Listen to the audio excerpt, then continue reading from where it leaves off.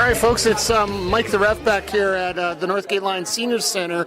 And yes, I am actually running a podcast for once. Holy crap. And of course, you hear Andre here in the background. Always happy to be part of this show. We're soon to be joined by the wrestling mind, Brian Hamilton.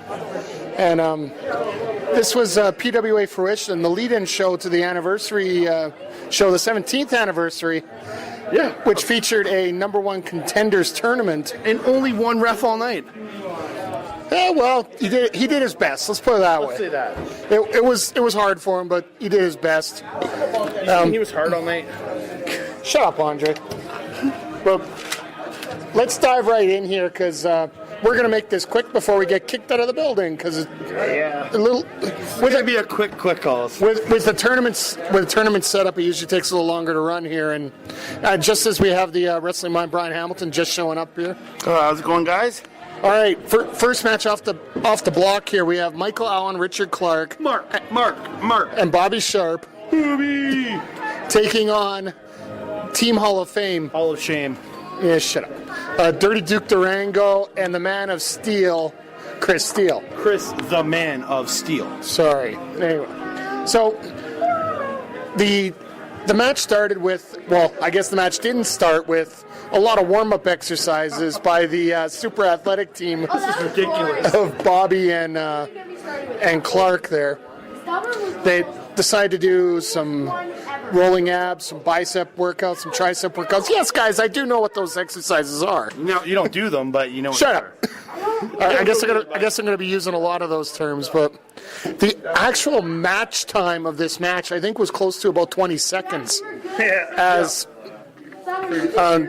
essentially Sharp got knocked out of the ring. The match got jump started after the referee had enough of the stalling tactics. Sharp got knocked out of the ring, and Clark ended up taking the modified Doomsday device. The Doomsday Bomb.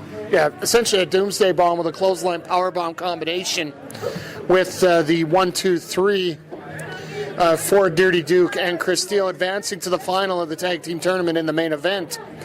Following the match, both Clark and Booby decided to attack the Team Hall of Fame, specifically the knee of Dirty Duke Durango, and that played a big factor in the final match here. Guys, your thoughts on the match? I thought fun little opener. Just like Mark and Bobby are a great comedy duo, and they're really showing together what they're really capable of. And I think these two together, it's going to get funnier and funnier every time we see them. And Team Hall of Shame showing that they're dead dominant, I guess, and taking a match in 30 seconds. Brian? I thought the match was pretty good. The beginning when Bobby and Mark were doing their exercises, the crowd was really getting on them. They didn't like that at all. But like you said, yeah, the bell rang and under 30 seconds the match was over. It was just insane. And now we got Team Hall of Fame going in the finals. Who against whoever they have to face. It's going to be great. Yeah, it ended up. We ended up talking about it 3 times as long as the actual match was. Yeah. So, Yeah. But let's move on from there.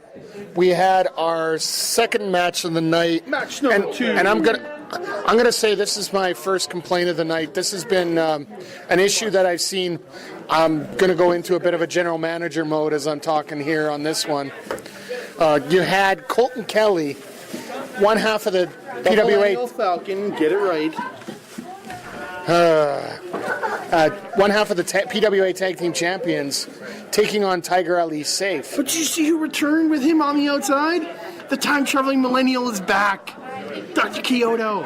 Well, temporarily. Not only Kyoto, but also Fury, Kenneth Anthony, Reed Matthews, the Thickness, And the brand newest member, the Titan. Now, I can't honestly comment on this match a whole lot because I couldn't see a lot of it. Yeah, Titan blocked our view. Well, Titan, thickness. Everybody. Damn it. Everybody. There's just too many guys at ringside. And this is where I said my general manager thing's going to come in. I know that I got to clean a few things up on my department in the promotion I cover in terms of this, because fans are. All I could hear behind me was fans complaining they couldn't see the match. Yeah. But the one thing I did see was the finish. Yeah. And it was a pile driver by Colton Kelly onto Tiger Ali for the 1-2-3. An absolutely devastating pile driver. Pretty sick pile driver. I know you guys had a better angle, so you guys talk about the match. Honestly, I didn't. Titan blocked me in pretty much 3/4 of the match except for that pile driver, yeah. What I could see and what I interpreted there, you saw that Colton Kelly used a little bit different offense, sort of took a lot of moves out of Tiger Ali's playbook. I was actually rather impressed with. I mean, the Rock's playbook. Well, I didn't want to go there, but you go ahead. I will. You go ahead on behalf of Ryan. Yeah. Brian, your thoughts on the match? Oh, overall, it's great. Colton Kelly, he's getting better all the time, every time we see him. And with him, with the Millennial Rebels, well, obviously it was basically, 5-on-1, and pretty much Tiger didn't have a chance, but yeah, he took a vicious pile driver, and then at the end, the Titan that got in, and well, he was told to destroy Tiger, and well, that's what he did. He literally choke slammed him straight to hell. It was insane. Absolutely. I don't think anybody's going to miss the Titan out there one way or the other. No. But from there, let's move on to our next match, and that is the other semifinal in the tag team tournament. You have the Western Lions, Michael Richard Blais and Brandon Van Danielson, accompanied by Connie Lynn Blais and Sheik Akbar Shabazz, taking on the team of Aiden Adams and Kenny Straker. Now, Adams and Straker have been able to go toe-to-toe with the Western Lions in singles matches over the last few months, and they did show brilliant flashes of that in this match as well. Did a hell of a job in here. But in the end, it was a distraction where Adams got thrown into the referee who was trying to hold Sheik from coming out of the ring. Sheik goes over the top with his briefcase, bops him in the head, and Popping him on the head. ends up with a quick, dirty roll-up with the tights, 1-2-3. And the victory goes to the Western Lions, advancing to the finals to take on Team Hall of Fame. Yep. Folks, I preface this with this is probably the number 1A Western Lions supporter here, so go ahead, Andre. Lions win. I enjoy the heck out of this match. Everyone knows my fan for the Lions, and the Power Ranger and his girlfriend looked pretty good in that match too. So I don't know what to say. MRB and BVD kick ass. The previous comments were made by Andre C. and do not reflect the opinions of Backbreaker Media. Exactly. But they do reflect the opinions of Ryan. Anyway, Brian, your thoughts?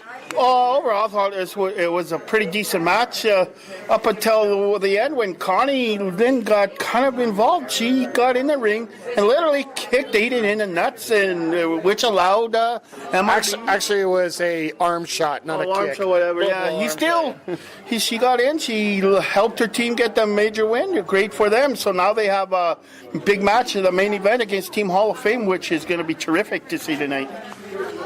Absolutely, that is going to be our main event, Team Hall of Fame taking on the Western Lions.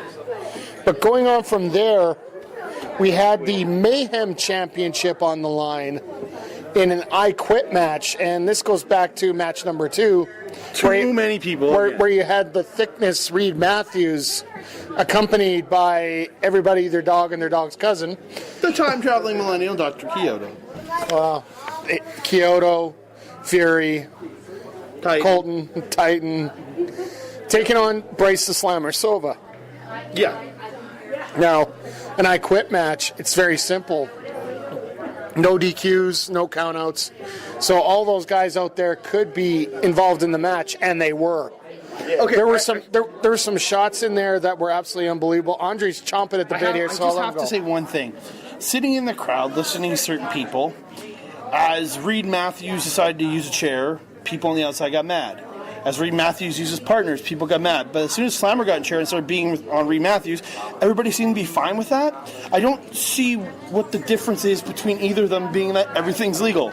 Karmic retribution. But anyway, some of the bigger spots in the match were the huge choke slam by Titan on Slammer right in the middle of the ring. My God, was that a shot. And then... well, that's when Colton Kelly was telling the ref to ring the bell. But technically, Slammer hadn't quit because he was knocked out. Knocked out is not saying I quit. No, we're going back to Royal Rumble 2000 on that one. So there was no pre-recorded I quits recorded or anything. So the end of this match was rather fitting. It wasn't the fact that Reed Matthews had something happen to him to get. That's what he didn't want to happen to him. Slammer set up the chair in the middle of the ring and wanted to go for his finishing choke slam, which is an overhead. Essentially, it looks like a suplex choke slam. Yeah. As soon as everything chokeplex. Now sorry, I heard some weird comments in the background there. You heard the word strippers and you turned your head. Touche. Anyway, as soon as Matthews saw that this was not going to go his way, he just said, I quit, and bailed out of the ring. Which I think was one of the smartest moves he could have made. So Slammer manages to retain his title against pretty much all odds. Andre, your thoughts? I thought such a fun match. And Slammer, he's always such a fun guy to watch. All the crazy stuff he does, the slamming. Reed Matthews, I always enjoy seeing him because I love the Rebels. And it was the king of slam style versus the king of thick style. But in the end, Slammer scaring Reed into yelling, I quit. And just the post-match. Did he have to beat on Kyoto like that and slam him into a chair? That's kind of mean. Yes. No, he did not deserve that. No, not a bit. Yes, he did. No, he didn't. Oh, trust me, that's like karma for the last 6 months. Brian, your thoughts? Overall, I thought this was a great match. Reed Matthews, he always looks great when he gets big-time matches, and proved it tonight. He went up with Slammer, and he went toe-to-toe with him, but in the end, though, when Slammer went to go do this choke slam, Reed chickened out, and he said, I quit, and like a little coward, and took off. And, well, Slammer got revenge when all these guys were trying to get involved in a match. He took it out on Dr. Kyoto and laid him out. We had never seen him for the rest of the night, so I was so disappointed. So who knows what the condition of him is? Maybe we won't see him for a while. He's got to time travel back to the future to get healed. Well, either way, I will have to say that this, with the fact that it was no DQ and there's a lot of action in the ring with the outsiders, made it a little easier to see in this match. Kevin but still, Nash and Scott Hall were here. Bad joke. I know. Now I realize why you guys have written in saying I need to take control of these podcasts. But going on to our next match, because we had an 8-match card here, folks. It was crazy.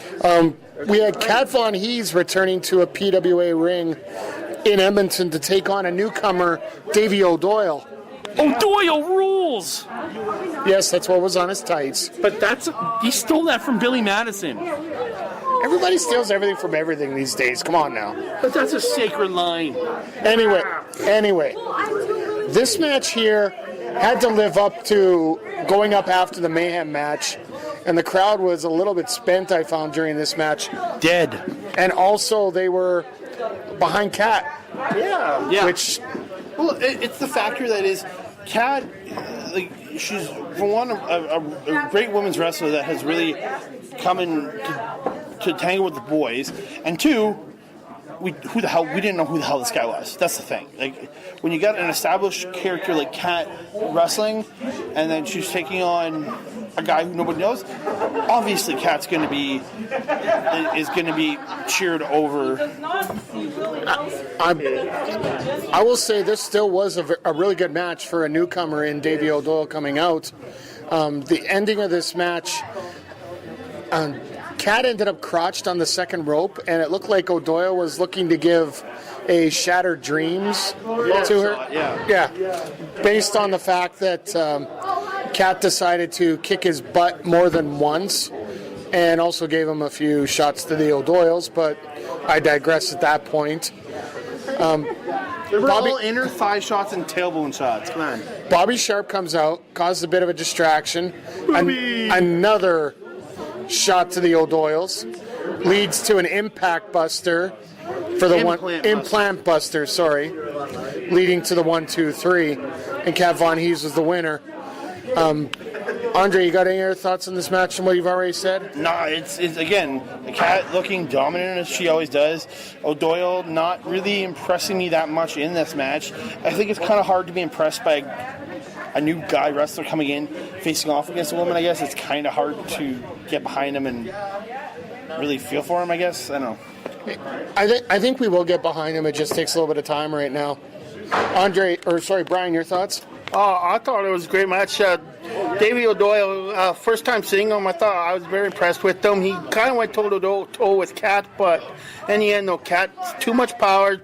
She's a veteran, and in the end, she got the huge win over a newcomer. Great for her. So let's see what's happening with her for the 17th anniversary. Commonwealth Championship, her versus Fury. That would be great, but I would love to see her and Emma or Tennille Dashwood would go out. That would be great. Cat versus Slammer for the Mayhem Championship. You never know. All right. Well, you know what? I'm going to leave that to the matchmaker to deal with here. So, Kurt, come on. I know I got a good idea here. Anyway, our last match before intermission was the number 1 contenders match. Match number 6. For the... Yeah, match number... 6 of 9. 6 of 9. Oh, sorry, we had 9 matches tonight. That's why I got confused earlier here. Our 6th match tonight was the number 1 contenders match between Jeff Tyler. I hate Jeff Tyler. Yeah, I just knew that was coming. And the Omen Gabriel. Gabe. Now, Gabe. this match here, you could tell that both guys truly belong in the number 1 contendership. Yeah. Oh, for sure. They put on a hell of a match, but to end the match off, you had the Western Lions come out and just beat the crap out of both of them. Lions. I knew there was going to be some kind of screwy finish to this because it just both guys are on the peak of being there, but as we get to the end of the night, I thought this was going to set up a fatal 4-way, but obviously it didn't. But you had Jeff Tyler, who was using his top rope antics as well as his high flying. Should have been a no-fly zone. I got a little surprise for Andre for next month, but we'll just leave it at that. Nice. So right now we're in a question here where we don't have a number 1 contender. Yeah. But before we get to that, because we'll discuss that at the end of the podcast here. Andre, your thoughts on the match? I'm a huge fan of Gabriel. And it was a couple of years ago. I wasn't really being impressed with this guy, but he's really stepped to his game really well. And as much as I say I hate Jeff Tyler, but he is very good in that ring. And we've missed him over the last couple of shows. And man, is he impressed tonight. He did really well. But again, Lions interfere, and now they don't have to. Now they beat him, and their number 1 contender is Sheik. So no match. Suppose that. I don't think so. But anyway, Brian, your thoughts on the match? Oh, overall, I thought this was a great match between Jeff Tyler and Gabriel. They went back and forth. I didn't know who was going to win it. I was hoping we would have a winner out of this, but like you said, the Lions and Sheik, they get involved and caused no contest with these guys. Number 1 contender. So yeah, we have no number 1 contender, which is a shame because I would have loved to see a winner and one of these guys go up against one of the champions. I think it would have been a great match one-on-one, but it didn't happen, so who knows? Yeah, absolutely. I just want to see a rematch with these guys. I don't care if it's for the number 1 contendership or not, because these two put on a hell of a match here. But going on after intermission, we had Sheik Akbar Shabazz taking on another newcomer to the Edmonton side of PWA, Braden Parsons, the multi-time provincial and Canadian wrestling champion. Comes. Sorry. Okay, Andre. He fit right in this match here with Sheik, and pretty good. And right now, I'd like to give a public service announcement to wrestlers. Thanks to Mr. Shabazz during this match. If you're not going to beat a guy in 5 minutes, please don't claim that you're going to beat him in 5 minutes, because I think one of the biggest pops in the match was the fact that we were counting the 5 minutes. Literally, we get to the last 10 seconds, we're counting down, and then it got to 0, and we go, I'll go, and then it literally at that moment, Ivan just goes, 5 minutes gone to the match, 5 minutes gone. It was perfect. And this, I honestly think it rattled the Sheik quite a bit here. Okay, I swear he was trying not to laugh when we were doing that. Yeah, I'm pretty sure as well. But going through this matchup here, you had Parsons, who ended up going with a lot more technical wrestling in terms of suplexes and. Think of Chad Gable. In many respects, but that's what you're going to get when you have a high-level amateur wrestler involved. Yeah. Which there were a couple there that a couple Northern Lights suplexes I was really impressed with. But there's a couple suplexes he almost put Sheik on his head a couple times. Yes. Fair enough, but in the end, Sheik ends up getting the momentum and getting that Arabian press, I believe it's called. The camel throw. The Arabian press, I think, is a little bit more. The Arabian edge. Yeah, there we go. We'll go with that. And he ends up getting the 1-2-3 over the newcomer. Andre, your thoughts? I enjoyed this match. I'm a big Sheik fan. This guy actually, he did impress me. His in-ring ability, he's technical, he's good, he's quick. I really liked him. But in the end, Sheik, camel toss, he gets the win. Simple as that. Love it. Brian? Overall, great match. Sheik dominating as always, but Braden Parsons, I was very impressed with him. He went toe-to-toe, and pretty much he almost had the win quite a few times. He had near counts on the Sheik, and Sheik was lucky to get kick out sometimes because he was having a hard time. But in the end, no, Sheik nailed his finisher, got a huge win tonight. Great for him.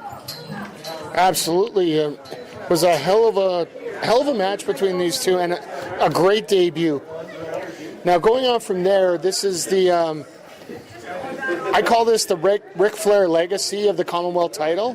Yeah, Jesus. You had the defense from the Fury Kenneth Anthony, the new champion, who just won it 3 weeks ago. Yeah, well, he won it the second time 3 weeks ago,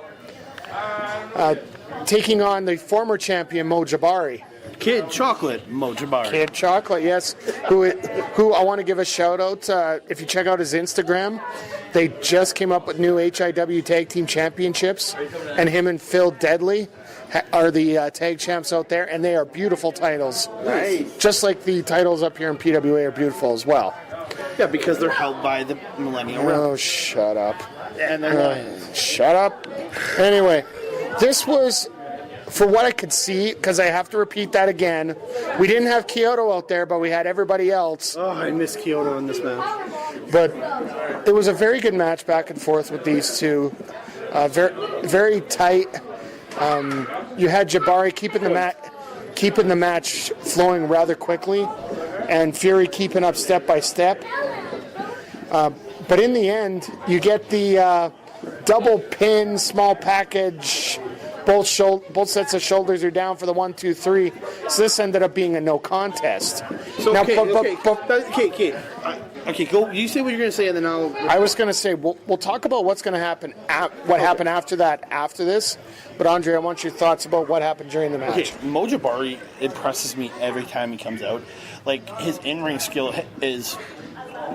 Is becoming one of my favorites in the ring. Like his kicks, he reminds me a lot of Kofi Kingston and his style, and like he does a lot of spinning around kicks and jumping, and like just the same kind of movements. And I love it. And then Fury, always love him, man. And he got robbed tonight. I'll just say that. No, he didn't. But anyway, Brian, Yes, your thoughts? Overall, I thought this was a great match between the two. They match up so great, Mo and Kenneth.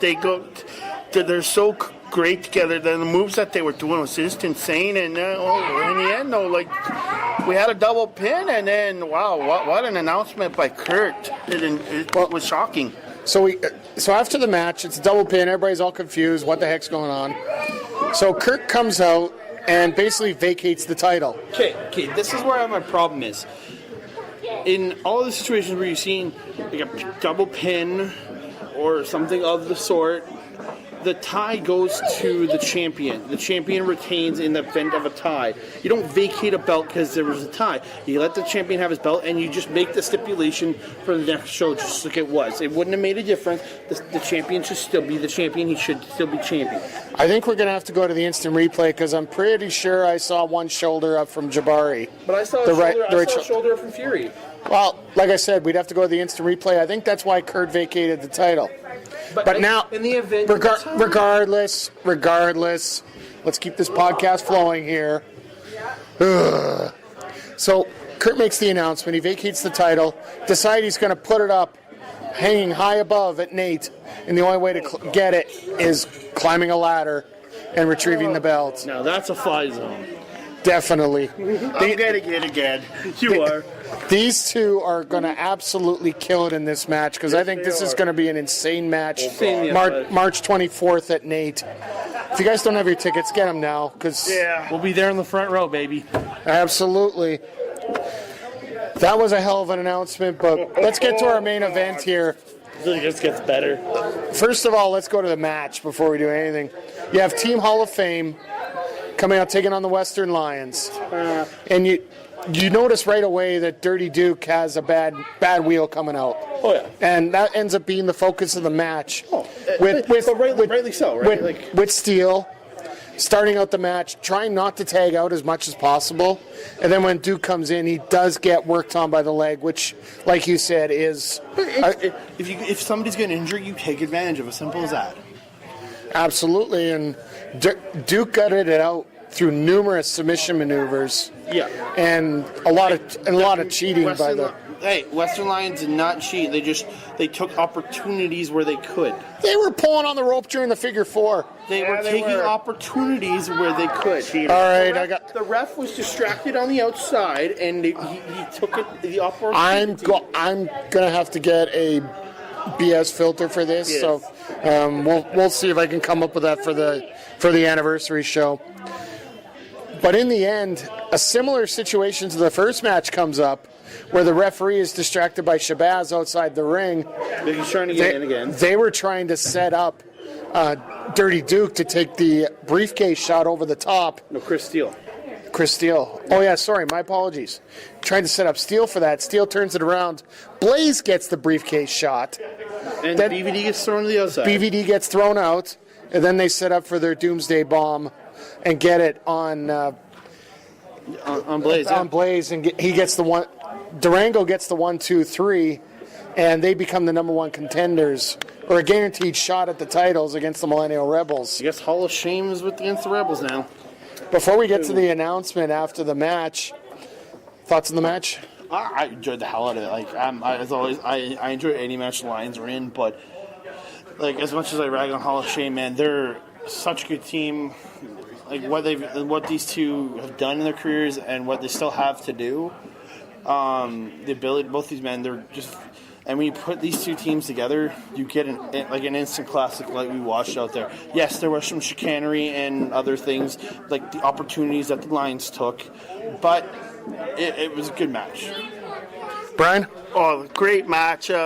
Western Lions a great team as always, but when you got two veterans like Duke Durango and Chris Steele that's been in this company for almost the whole 17 years, they have the more experience, and tonight they proved they knew all the tricks that the Western Lions were going to try and do, and well, in the end it backfired. Then Hall of Fame, they won, and now they got a major title shot against the Millennial Rebels down the road, which that is going to be a fantastic match to watch when those two teams go at it.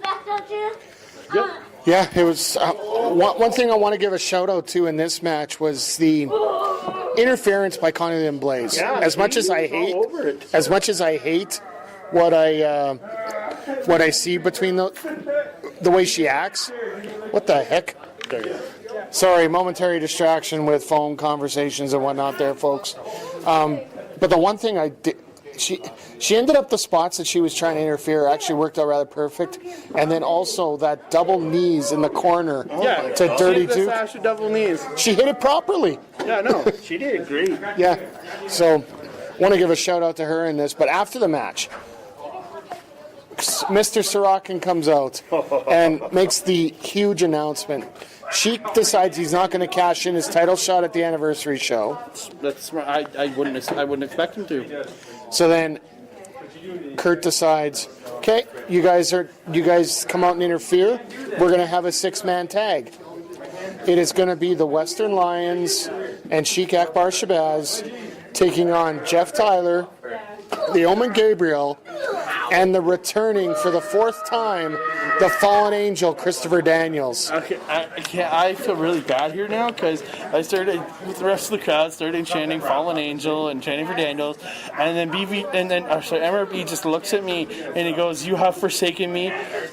MRB, if you're listening, I'm so sorry. I'm just excited he's coming, but I still want you to win. I'm still your number 1A fan. I swear. I think he shoved down the number 2 at this point, but Brian, your thoughts on the announcement? Oh, I think it's fantastic. We get to see Christopher Daniels again, and a Ring of Honor veteran, and now he's coming in for a 6-man tag against the Western Alliance and Sheik Akbar. And if it's any indication, MRB and him, if they do the same thing we've seen them before, it's going to be a classic if they get involved. You got to also remember, he coming to the show. He'll be 2 weeks away from when he's going to go face for the 6-man tag team championships at the WrestleMania weekend ROH show. Like, this is going to be a tune-up match for a Ring of Honor match. If you think about it, a 6-man. This is going to be a tune-up for his big 6-man with SoCal Uncensored. Yes. Fair enough. I can't wait. All right, folks, time for our highlights of the night here. Brian, you want to go first? Yeah, my highlight of the night is Mo Jabbar and Kenneth Anthony. Those two, they put on a hell of a great show. They match up so evenly, and the moves that they were doing was amazingly. And next month, these two go out in a ladder match, which is just going to be insane to watch. Can't wait. Andre? I'll go with the main event with a shout-out to the 3rd match of the night and the Lions' performance in that match. But I thoroughly enjoyed the main event. I thought Hall of Fame looked really good, as always, and the Lions killing it, as always. I just love that match. Well, since, certain people aren't here tonight, I get to steal 2 of them, of course. 3 now? No, I only get 2. Okay, good. My first one is going to go to that number 1 contenders match between Jeff Tyler and the Omen Gabriel. Yes. And I'm sure this little kid approves of what I'm saying here. Obviously. So, I want to see those two go at it again, and again, and again, and again, and again. I can do without ever seeing Jeff Tyler again. And I can't wait to see how they're going to team up and work with the Fallen Angel against those 3. Fallen Angel. At the anniversary show, March 24th. Make sure you get your tickets. And then my bonus one, I already mentioned it during the main event, and that's everything that Connie Lynn Blais did tonight was just gold inside the ring. It's true. It's very true. Sometimes you get manager interference that just looks stupid and out of place and boring. Connie didn't do that tonight. Not that. Especially with that double knee shot. Yeah. I want to give extra kudos for that. So. Heck yeah. But that's going to wrap up here. I'm going to let these guys go here, and then I'll just wrap up the show after this. Brian, I want to thank you for joining me here, the Wrestling Mind. Always a pleasure. I can't wait to do it again. And Andre C., I'm sure you got a show to plug that's going to be coming out in the next couple weeks. The next couple weeks, our first episode of Total Nonsense Anarchy is coming out. We'll be featuring my buddy here, Mike the Ref, and from there on, the next 2 episodes will feature our good buddy Kyle Shaw and then the Daniel Jobber. You can find me on Twitter at ThatCanadaGuy, and on Instagram at ThatCanadaDude. And I'm getting my Twitch up and running, so I'll have a Twitch account soon. Speaking of Twitch, I got a few surprises coming up for you guys as well, so stay tuned to Backbreaker Media for that. Just want to give a quick shout out here, and this is because it is the official bar of the PWA. If you guys are in Edmonton for Sunday for the Elimination Chamber, check out Beercade on White Avenue and 106th Street. I know I'm going to be there. I'm going to have some tickets available for the next show that's going to involve our next quick calls, and that is the MPW One Night Only show from Knoxville's Tavern. It's going to be a hell of a show. All right, make sure you also check out the Sounds of Struggle coming out every Thursday. Chris Parrish and Maniac have a lot of things going on, and I'm sure they got a lot of things to say. Total Nonstop Anarchy we already talked about. And also check out backbreakervod.pivotshare.com, or if you're more inclined to a little bit more PWA, make sure you check out PWAWrestlingCA.pivotshare.com for all the video-on-demand video from the Prairie Wrestling Alliance. But that's going to wrap it here from the Northgate Lions Senior Center as we're about ready to get thrown out of the building, literally. This is Mike the Ref. I want to thank you all for joining me. And just remember, folks, if you're going to make a good call, make a quick call. And this has been Quick Calls from the Northgate Lions Senior Center with PWA Fruition on Backbreaker Media. I hate Jeff Tyler.